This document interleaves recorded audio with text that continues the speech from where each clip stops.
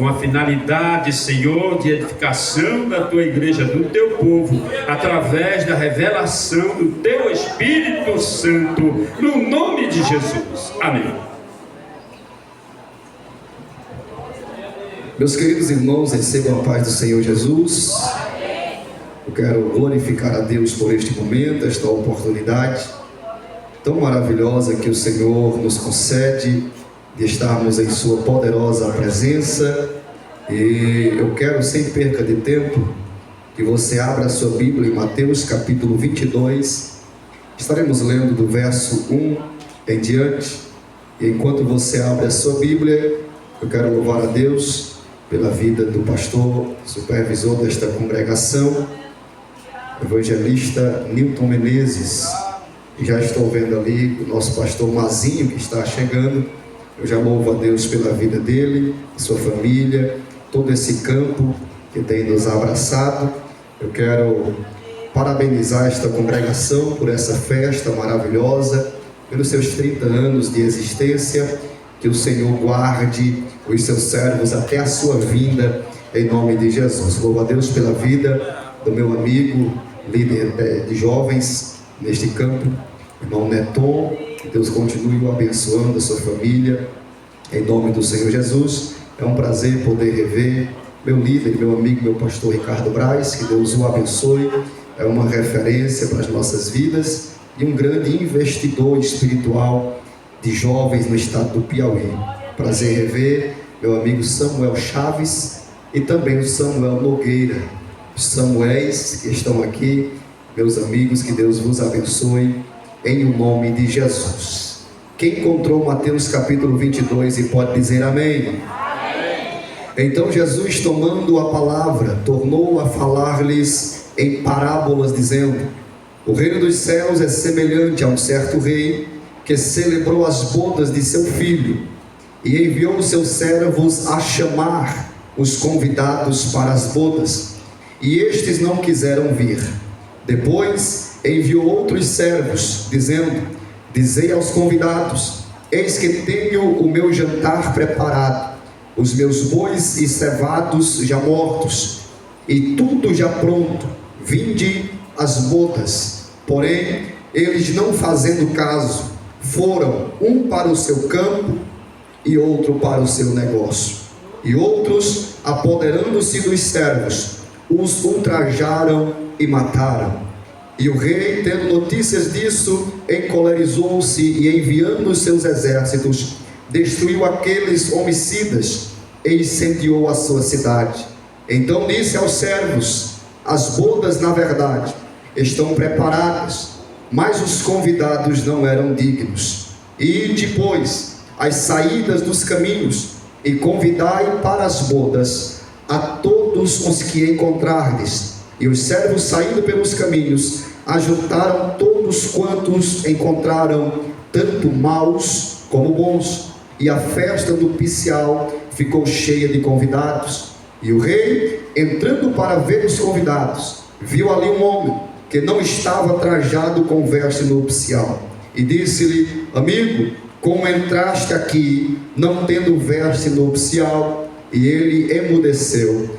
Disse então o rei aos servos: amarrai-o de pés e mãos, levai-o e lançai-o nas trevas exteriores, ali haverá pranto e ranger de dentes, porque muitos são chamados, mas poucos escolhidos. Louvado seja o nome do Senhor. Pela exposição da sua palavra, eu quero estar trazendo uma mensagem mais expositiva para os irmãos nessa noite. Eu até fiquei ainda mais feliz sabendo que hoje nós teríamos um particular com a congregação, né? Eu vejo que a maioria dos irmãos do campo não estão aqui, então eu creio que Deus tem um propósito para esta congregação. Quantos querem ouvir a voz de Deus nessa noite? Deixe sua Bíblia aberta, por gentileza, para acompanhar nesta noite em nome de Jesus. Meus queridos, o ensino parabólico de Jesus é um dos ensinos que mais me surpreendem. Eu tenho citado isso incansavelmente, que a didática de Jesus, os ensinamentos de Jesus, eles funcionavam na vida das pessoas e principalmente na vida dos seus discípulos de forma simples. Jesus, ele nunca precisou enfeitar a mensagem ou enfeitar a palavra para que ela viesse funcionar. É por isso que quando eu vejo as parábolas de Jesus, eu olho principalmente para a sua simplicidade, mas eu não posso esquecer de olhar para uma questão contextual. Jesus, ele falava para o seu povo, para os discípulos e para as multidões, sempre inserido no contexto aonde estava.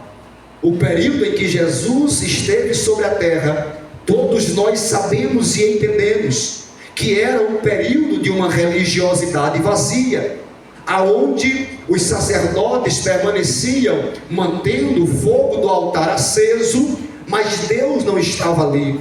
Até citei isso aqui ontem. Deus passara 400 anos até a voz profética de João Batista aparecer.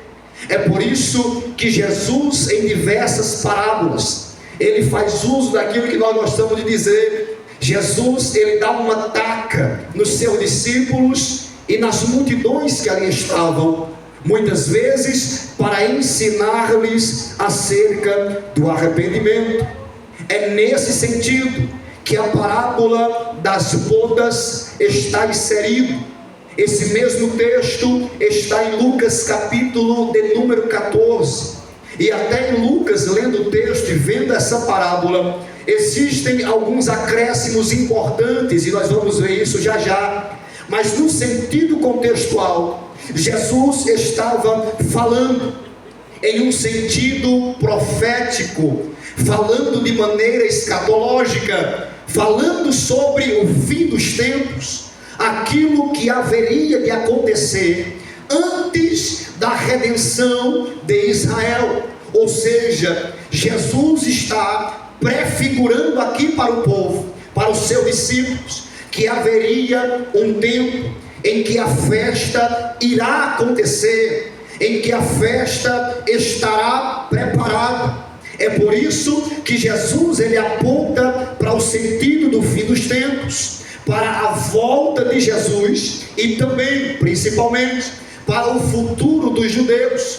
Nós que somos assembleanos, nós acreditamos e estudamos isso na escola bíblica dominical, em uma revista maravilhosa sobre o fim dos tempos. No ano de 2016, nós vimos que a igreja que aceitou a Cristo, sendo eles não judeus, ou seja, nós, um dia seremos arrebatados com o Senhor. Mas o povo de Abraão, os judeus que rejeitaram a Jesus, eles permanecerão na terra, para que haja um convencimento, para que haja uma conversão, para que eles venham a se converter. É por isso que nessa parábola, Jesus está falando, primeiro, sobre os convidados iniciais. Observe no texto, Jesus está mostrando o retrato contextual da sua época. Por quê? Porque ele veio para os seus, me ajude a pregar, e os seus não o receberam. Os judeus rejeitaram a Cristo,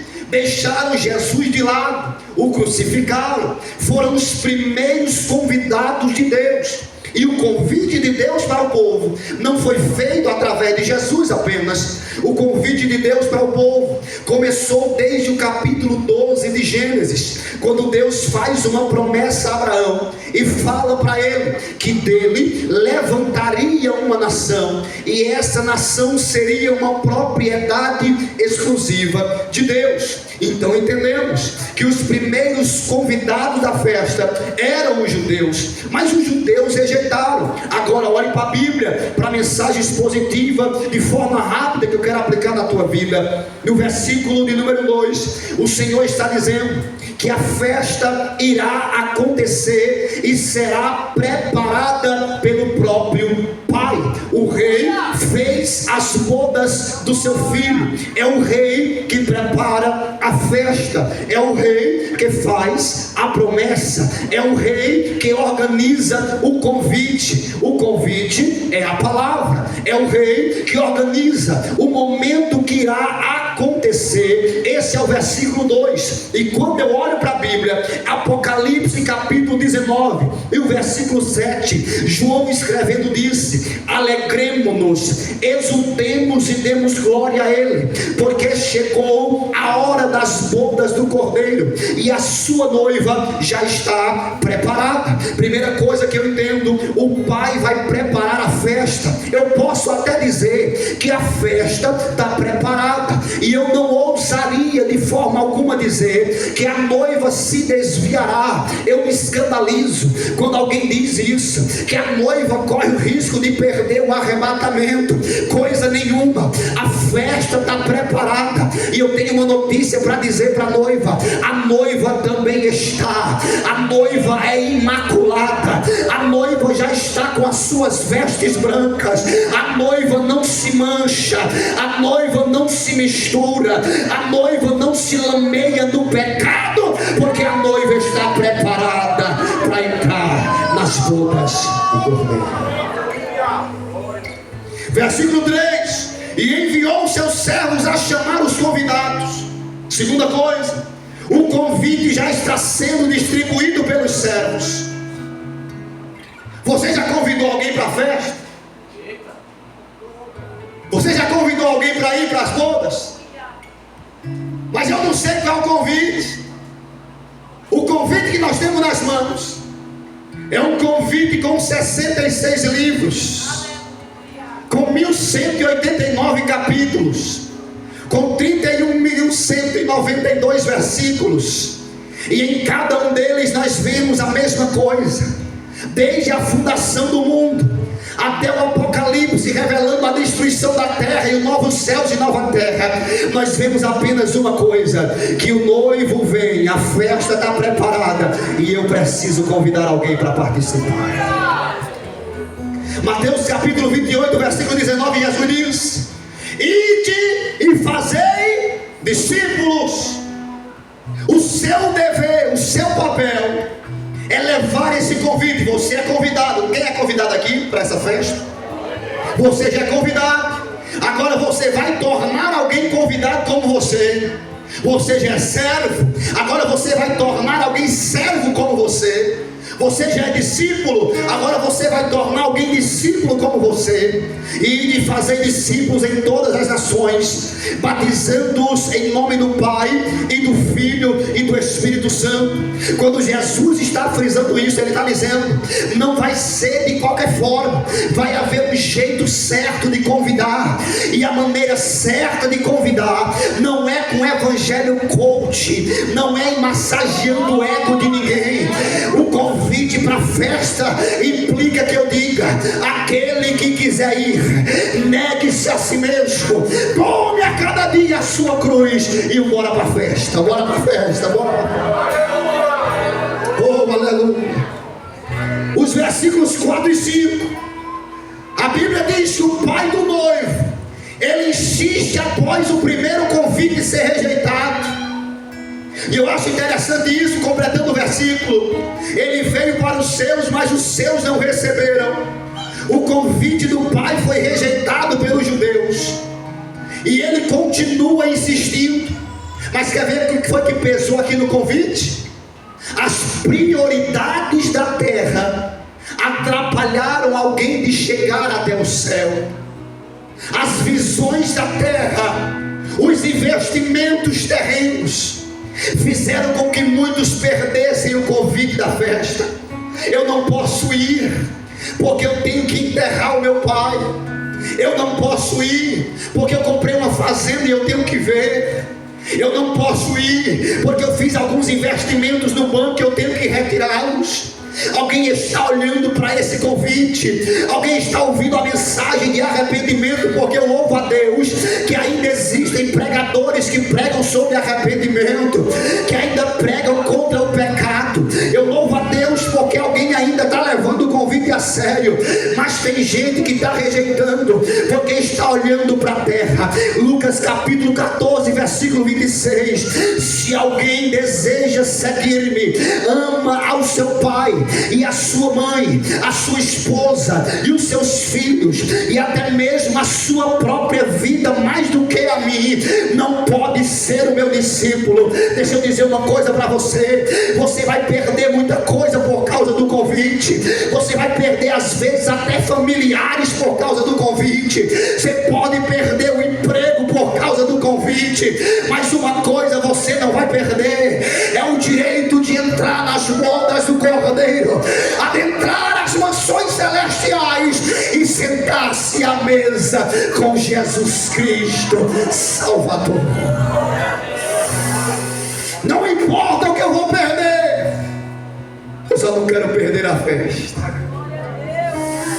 Não importa o que eu preciso renunciar aqui, eu só não posso abrir mão do céu. Olha a promessa aqui em versículo 6. A Bíblia diz que os homens mataram aqueles servos que foram fazer o convite. Jesus está profetizando a perseguição da igreja. Você vai convidar, mas você vai ser perseguido. Você vai convidar, mas as pessoas vão te excluir. Você vai convidar e muitas portas se fecharão na tua cara. Você vai convidar e grande será a perseguição. Jesus diz em Mateus capítulo de número 5, no Sermão da Montanha, nas bem-aventuranças, ele diz: bem-aventurados sois vós, quando vos perseguirem, vos injuriarem e mentindo, disserem todo mal contra vós por causa do meu nome. Ele diz: eu vos afirmo que existe um galardão que está preparado para aqueles que levam a sério esse convite. Oh, mas como é maravilhoso! A Bíblia diz que os discípulos, em Atos dos Apóstolos, apanharam por causa da palavra, e quando terminaram de bater nos discípulos, eles bateram a poeira, se levantaram e saíram sorrindo e cantando. Talvez alguém chegue e diz: por que você está sorrindo e cantando? E eles disseram: é porque nós fomos dignos de apanhar por causa de Jesus. Nós fomos dignos de ser perseguidos por causa de Jesus. Eu não estou nem aí se o colega da faculdade me rejeita. Eu não estou nem aí se eu sou tratado diferente no trabalho porque eu sou crente. Eu não estou nem aí se as portas de algumas igrejas têm fechado porque não aguentam ouvir a mensagem que eu prego. Eu vou continuar levando o convite a sério. Eu posso ser perseguido e até chegar a morrer, mas a Fabiana Anastácio cantou e compôs o hino dizendo: quando chegar lá no céu, eu vou continuar adorando, eu vou continuar adorando, porque nem a morte pode impedir-me de receber, aceitar o convite e estar naquele grande dia na fé. Eu quero perguntar mais uma vez: quem é que vai? Quem é que vai? Quem é que vai? Em Mateus capítulo 24, no texto escatológico de Jesus, versículo 9, ele diz: então eles vos entregarão para serem afligidos e condenados à morte, e sereis odiados por todas as nações por serem meus seguidores. Então não precisa lamentar quando for rejeitado. Lembra que você está sendo rejeitado por causa do convite que você tem na mão. Versículo 7: o Senhor envia fúria sobre os incrédulos. Em Marcos capítulo 13, versículo 2, Jesus diz: em um momento em que os discípulos estão admirando o templo ali feito por Herodes, os discípulos dizendo: olha com o tamanho dessas pedras que foram colocadas aqui.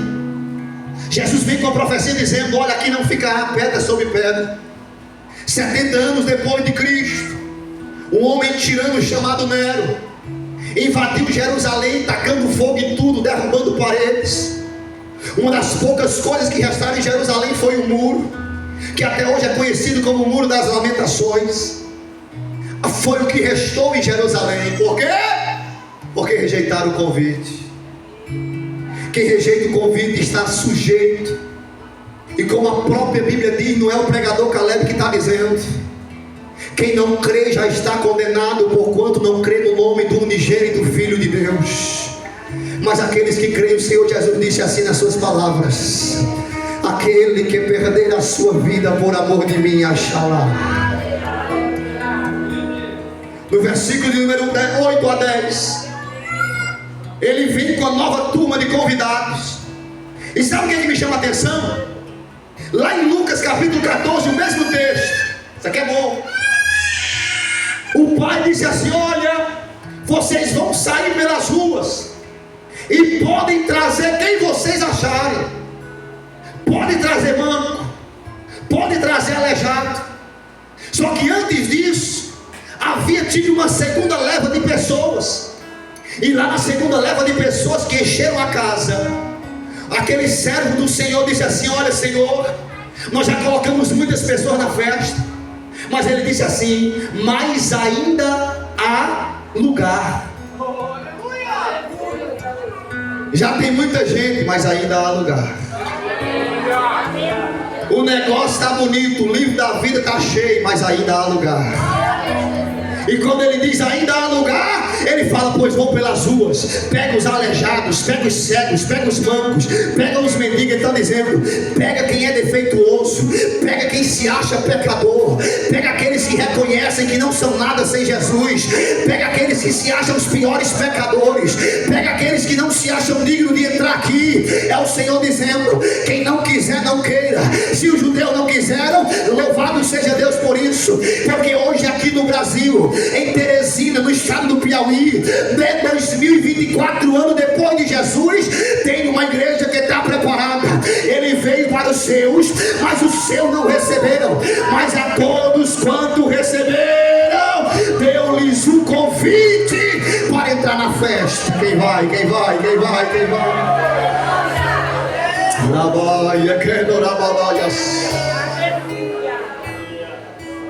Pode pegar uma nova turma de convidados, pode pegar quem é defeituoso mesmo e pode trazer. No céu não vai entrar perfeitos, e nem se escandalize com isso. No céu vai entrar quem viveu em processo de santificação. Sabe a diferença? Santidade é um estado pleno e final que nós atingiremos quando estivermos em glória com Cristo. Santificação é um processo diário e contínuo. Como disse Paulo escrevendo na segunda carta aos Coríntios, no capítulo 4, é um processo que é de glória em glória. O que é isso, pregador? É de prova em prova, é vivendo um dia difícil após o outro. Eu disse aqui ontem como é difícil servir a Jesus, mas eu quero até completar essa frase, porque eu não terminei ontem de dizer.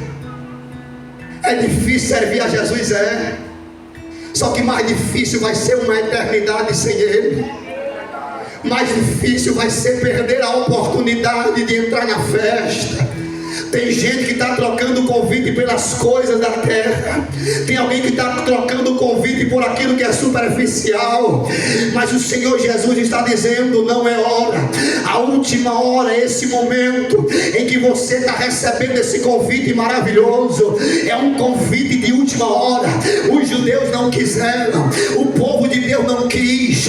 Então pode levar o convite lá para Teresina, pode levar o convite lá para o encontro das águas, pode levar o convite lá para aquela congregação. Oh, aleluia, louvado seja o nome do Senhor. E eu tenho certeza que nessa noite tem alguém que vai abraçar esse convite e não vai soltar até ouvir o som da última trombeta ecoar.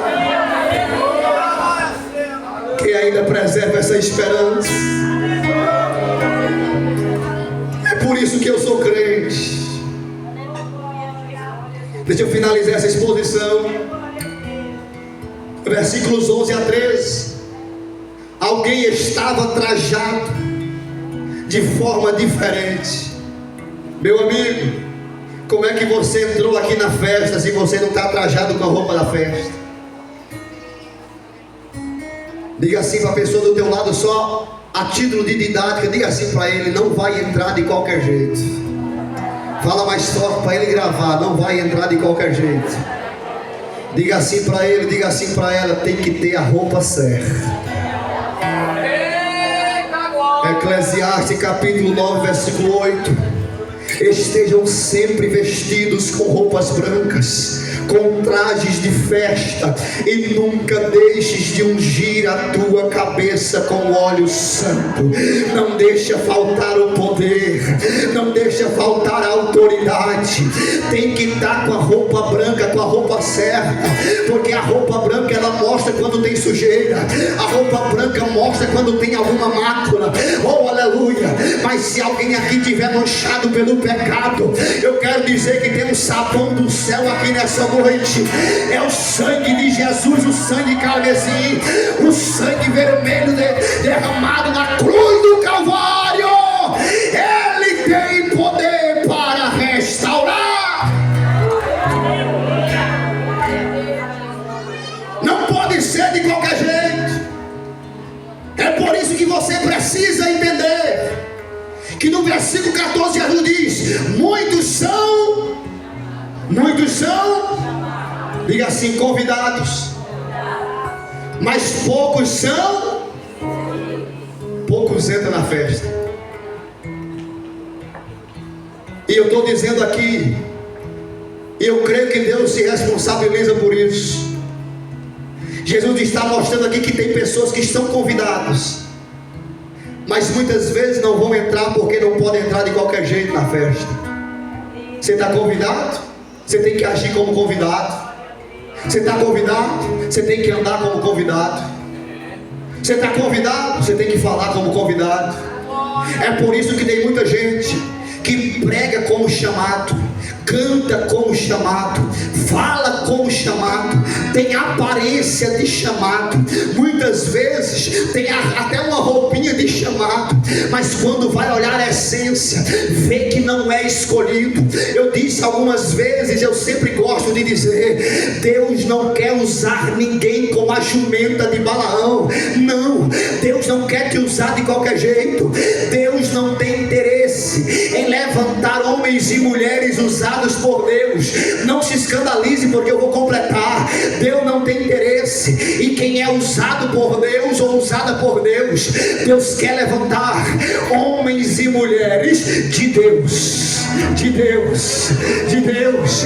Melhor do que ser usado por Ele é pertencer verdadeiramente a Ele.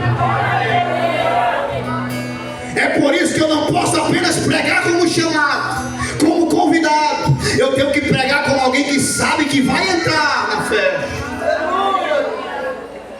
O chamado também recusa o convite. O chamado também fica para trás. Mas o escolhido diz: meu nome é pronto, estou preparado para partir. E nessa última hora, eu não quero pregar nessa noite que é tempo de se preparar. Eu quero dizer para muita gente aqui que é tempo de estar preparado, porque nós não sabemos o dia nem a hora, como foi falado aqui nessa noite. Mas não precisa, eu não preciso nem saber. Jesus não precisou dizer o dia e a hora. Ele só fala assim: permaneça santo, ser fiel até a morte, e dar-te-ei a coroa da vida. Aquele que permanecer até o fim será salvo. Aquele que perseverar até o fim, ele disse, terá o direito de comer da árvore da vida que está no jardim de Deus, lá no céu de glória, nas mansões celestiais. À destra de Deus Pai veremos a Jesus Cristo, e a Bíblia diz que nós entraremos ali chorando por causa das dificuldades, por causa das perseguições, mas Ele enxugará dos nossos olhos toda lágrima. É por isso que eu vou chorar aqui.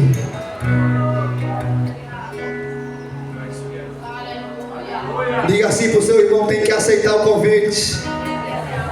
Agora diga para ele: tem que viver como convidado. Diga para ele: tem que ter a roupa certa para entrar. Mas não esqueça que é necessário estar preparado na última hora para entrar. Essa mensagem pode ser uma mensagem de correção. Eu olhando para a Bíblia e vendo esse estudo, eu vejo que mesmo que ainda haja lugar, tem muita gente que não está se atentando para entrar nessa festa. E eu não sei o que está te atrapalhando receber esse convite, aceitá-lo e vivê-lo. Eu até peço perdão se a mensagem foi de cunho doutrinário nessa noite. Mas o Senhor, Ele incomodou meu coração durante todo esse dia, somente para trazer essa mensagem para vocês. Eu relutei em trazer alguma coisa.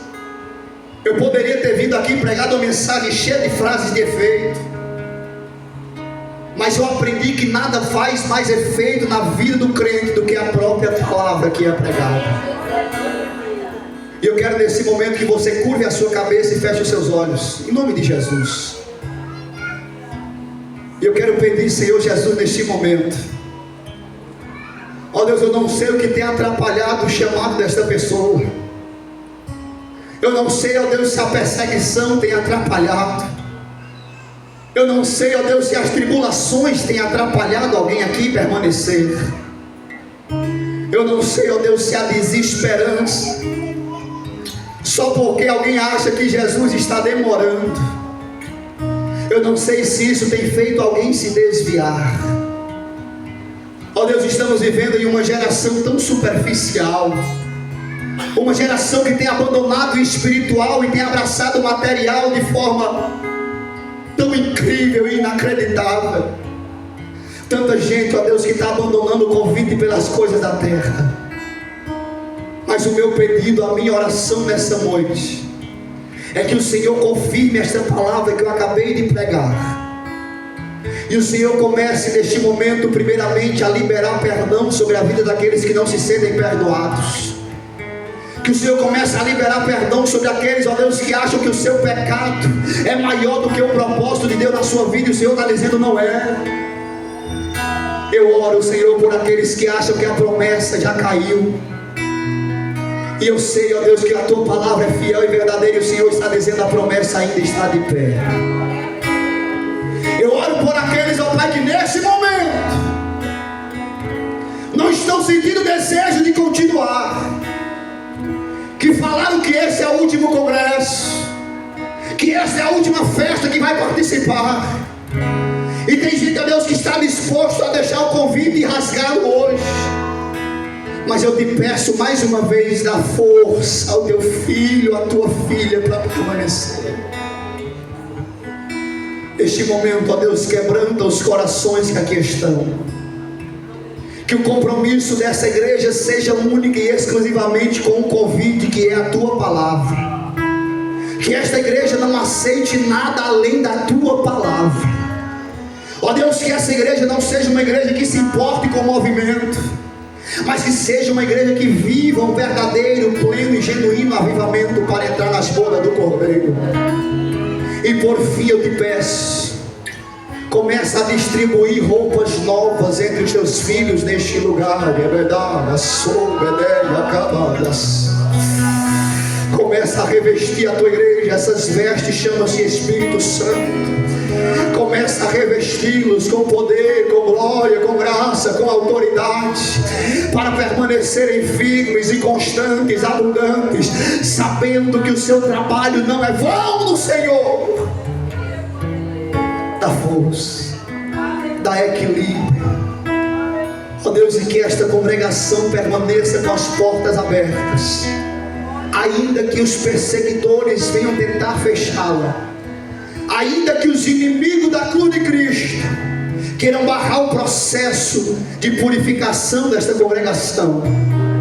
Que o Espírito Santo de Deus entre com uma providência e que o teu nome seja glorificado. Aleluia! E quem recebe esta palavra, diga e glorifique o nome do Senhor nesta noite. Eu estou grato a Deus por este momento, grato por esta oportunidade. Eu tenho certeza que todos nós estamos alimentados pela palavra. Isso é o mais importante. Não se preocupe com quem não pulou, com quem não gritou, com quem não falou em línguas. Eu tenho certeza que o alimento veio e nós nos alimentamos e estamos satisfeitos nessa noite. Que Deus abençoe pastor Mazinho, todo o corpo de obreiros, todo este campo, em nome do Senhor Jesus. E eu agradeço esta oportunidade.